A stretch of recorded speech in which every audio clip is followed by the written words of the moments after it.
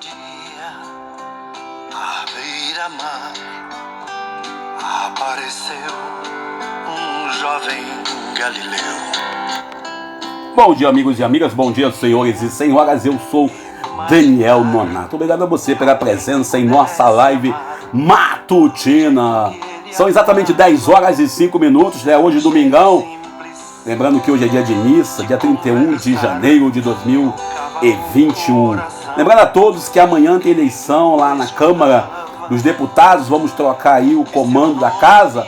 E aí tem aí alguém, um presidente que vocês conhecem, oferecendo aí dinheirinho para os deputados votarem com ele para o cargo de presidente da casa. O interessante é que você tem ali também, ninguém fala, da grande Luísa Erundina sendo candidatas. Fala muito do Baleia Rossi, fala muito do Lira, né? E no final da história esquece de falar da grande, a mulher guerreira, né? A Luísa Erundina. Mas ainda olhando para esse contexto, o negacionismo dessa semana, né? O negacionismo da compra superfaturada do nosso querido presidente, o pessoal não fala disso, ninguém comenta disso. Também ninguém quer comentar sobre a realidade, né, de como que os militares mascam tanto chiclete, não é isso? E ainda olhando para esse contexto, a Carla Zambelli falando sobre se quer comer bem, se aliste no exército. Bom, eu fui militar 4 anos, graças a Deus, passei 4 anos dentro do serviço militar, e dos 4 anos que eu estive lá, eu me lembro muito bem que a comida não tinha tanta coisa boa como tem agora. Me falam já, né, que o meio militar tá tudo Nutella, né? Antigamente a gente chegava lá às 5 horas da manhã nos patos no de AC, sentávamos no meio do tempo, no sol, na chuva, e esperávamos o chamamento, né, da tropa para entrar, para os 30 dias que nós fizemos de preparação para incorporar no exército. E sem contar o nosso serviço militar não era nada pela internet. Alistamento militar, a gente ia até a junta militar, fazíamos o nosso alistamento, inclusive até hoje eu tenho 1,79 m, 1,79 no meu alistamento militar, e eu tenho 1,70 m. Mas está lá, 9 centímetros de presente que eu ganhei do Exército Brasileiro. Eu quero saber aonde foi pagar os outros 9 centímetros, não fala, né? Então estou aí com 1 metro a mais, com 10 centímetros a mais, quase 10 centímetros a mais daquilo que eu tenho de verdade, né? Mas fazer o quê? É coisa do Exército Brasileiro. Mas ainda olhando nesse sentido para a nossa querida pátria mãe Brasil, e essa eleição vai acontecer amanhã, lembrando a todos que o presidente já alega o tempo todo que ele não consegue trabalhar porque, infelizmente, existe da parte do Rodrigo Maia uma sabotagem aos seus projetos. Muito bem. Mas também Rodrigo Maia também não tem colocado para ser votado os pedidos de impeachment do presidente. Ele também não ajuda o presidente, também não atrapalha o presidente. Afinal de contas, ele teria obrigação de encaminhar mais de 50 pedidos de impeachment do presidente Bolsonaro. Mas, infelizmente, ele não o faz e não o fará. Ainda mais hoje, dia 31 de janeiro, cachaça, né? 31 de janeiro, porque mês de agosto é visto como o mês do desgosto aqui no Brasil. Então a gente está pensando nisso, né? Mas aí, 31 de janeiro de 2021, amanhã tem eleição, então Rodrigo Maia é um homem odiado pela direita e pela esquerda por causa da sua omissão. Deus nos ajude que possamos ter uma eleição onde vença aquele que vai fazer o melhor para o povo. Embora a gente veja aí os 3 milhões que o presidente Bolsonaro está dando de jeton para os deputados votarem no Lira. Deus nos abençoe e nos ajude. Vamos para o Evangelho do dia. Após 3 dias, a vida ele voltou. Ressuscitado, não morre mais, está junto do Pai, pois ele é o Filho eterno. Após 3 dias, a vida ele voltou. O Evangelho de hoje, o Evangelho de Marcos, seu capítulo 1, mas a liturgia desse domingo nos recorda sobre a situação que estamos vivendo, né? Deus nos garante que não não quer a vida como estamos vivendo. Deus, ele propõe mudança. Ele quer que tenhamos um projeto de vida e não um projeto de morte. Deus, nosso Pai, nos convida a uma reflexão forte e pesada no sentido de estarmos mudando de atitude. O evangelho que Jesus hoje traz para a gente, o evangelho onde ele é visto como autoridade. Não é qualquer autoridade. É uma autoridade que tem poder sobre nossas cabeças. Uma autoridade que traz para nós uma novidade. A libertação plena.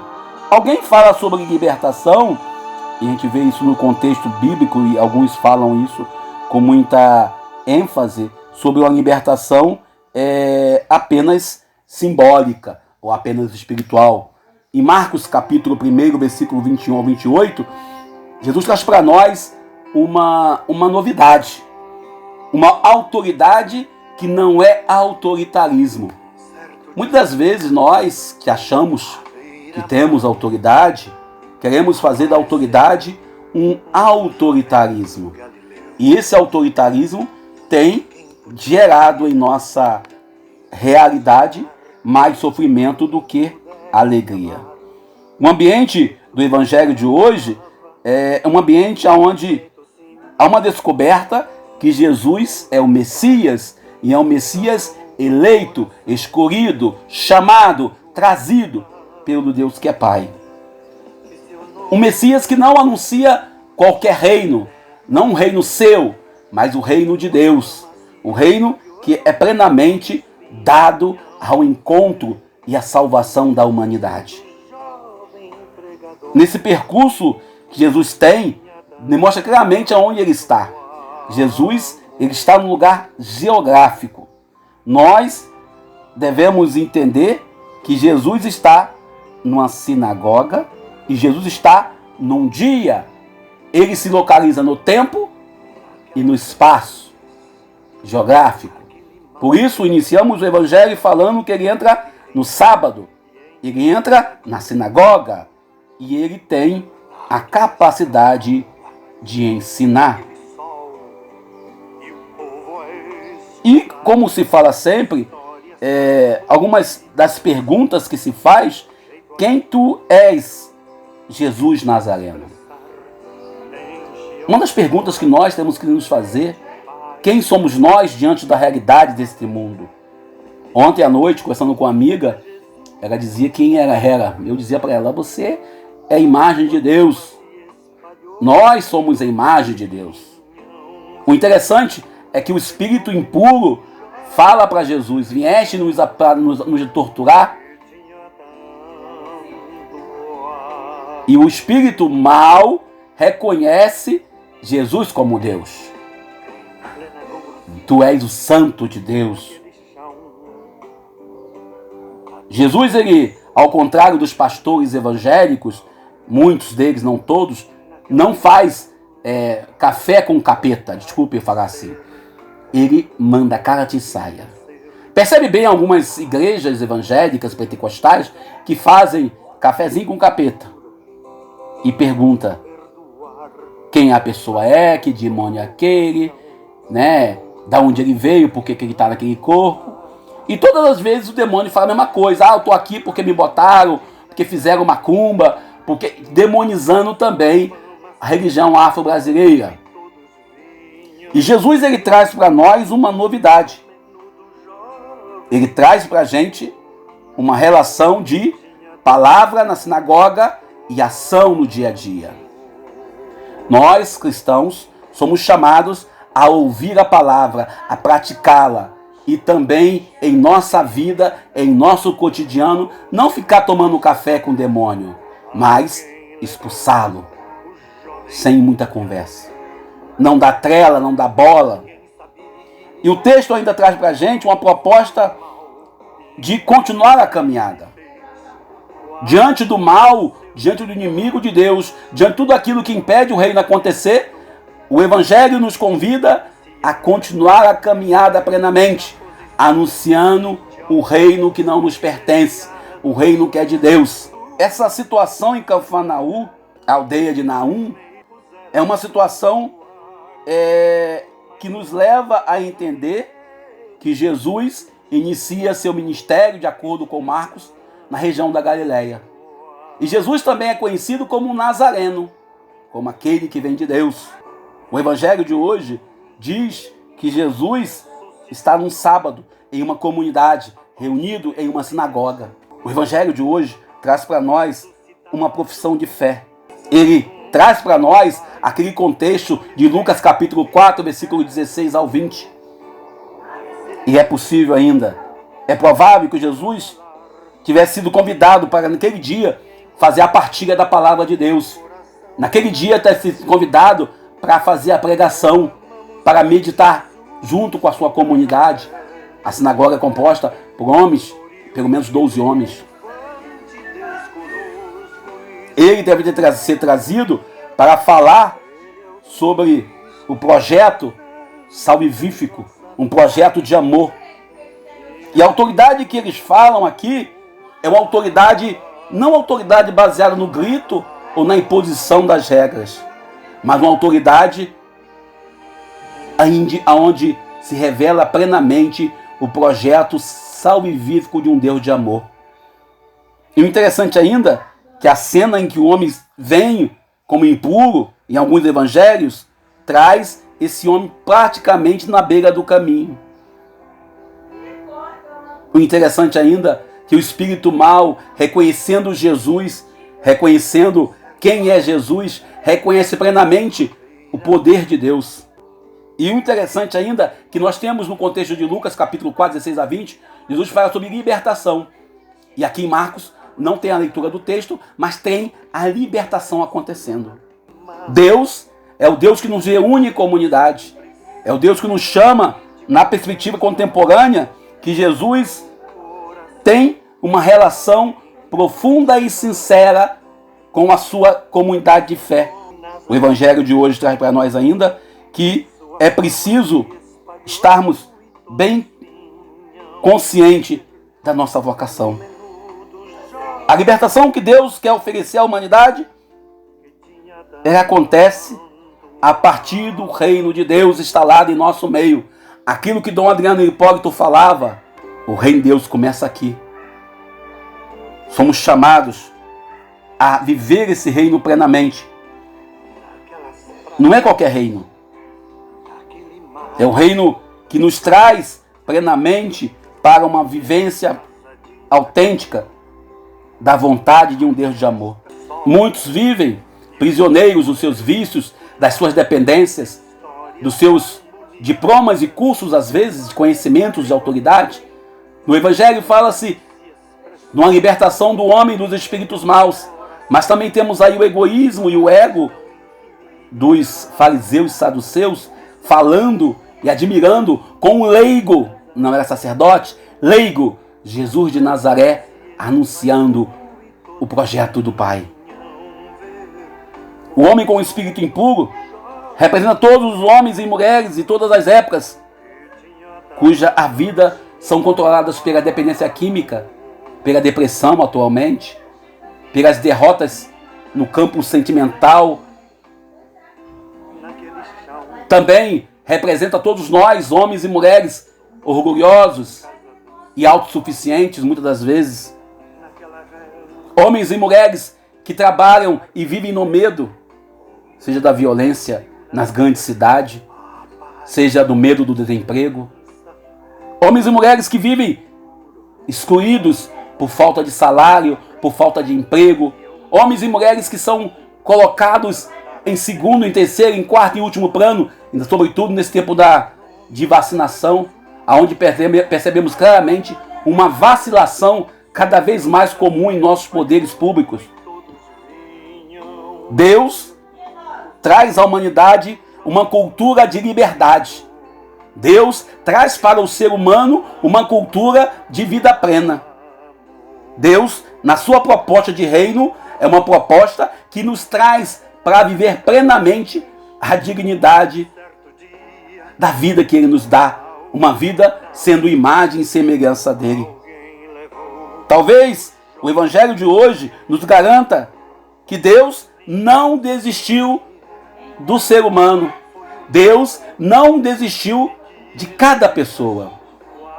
Muitas das vezes vivemos dias que parecem noites. Ele não se conforma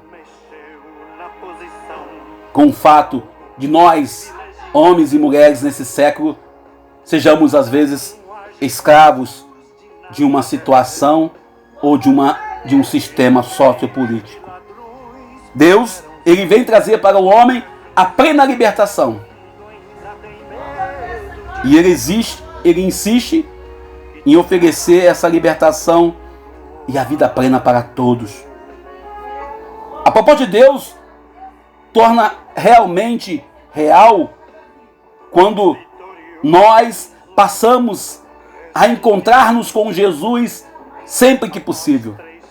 Ele, o Messias libertador, que com sua vida e suas ações e palavras nos coloca plenamente diante de um Deus de libertação.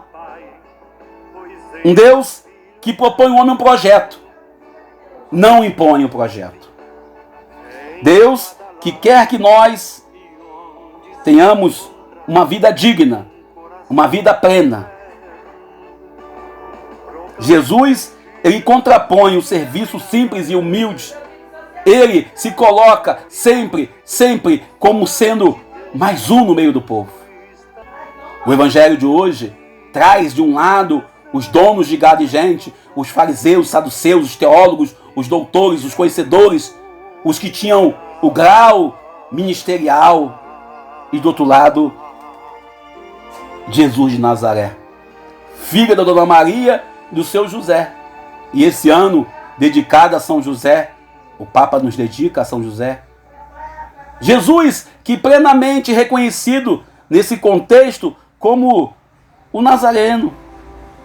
Jesus tem um projeto transformador, um projeto que renova, um projeto que nos ajuda a construir, desde já, uma nova terra e um novo céu. Uma terra onde a felicidade e a paz, onde a boa nova do reino realmente é boa nova. Não um projeto sociopolítico que muitos religiosos, líderes de igrejas fazem. Os discípulos de Jesus são as testemunhas de sua proposta, da sua proposta plenamente libertadora. Jesus, tem de continuar a missão de Jesus. Ele tem a missão, nós temos a missão e assumimos de verdade o projeto com Jesus de ir contra os demônios desse século, os demônios negacionistas, os demônios que duvidam da ciência, os demônios que aceitam pagar um valor absurdo nas compras do gabinete da presidência, os demônios que negam a corrupção, que culpam o fracasso e a derrota por incompetência própria. Os outros ficam culpando os outros. Ser discípulo de Jesus é percorrer o mesmo caminho de Jesus, é estar na comunidade. É de verdade dar sua vida toda, aonde o demônio te vê te reconhecer, não como aquele que é parceiro, mas sim aquele que é inimigo, aquele que não tem acordo, aquele que não aceita propina. Um demônio foge. O seguidor de Jesus não pode ficar de braços cruzados diante do sofrimento dos outros. E diante desta dor, devemos ser solidários. Por isso, nossa solidariedade com os 222 mil mortos pela Covid-19. Também nossa solidariedade com médicos e enfermeiros e pessoal de apoio que estão dentro dos hospitais lutando para salvar vidas. Que possamos ser fiéis ao Deus da vida. Deus nos abençoe e nos ajude. Bom dia, um feliz domingo. Eu sou Daniel Nonato.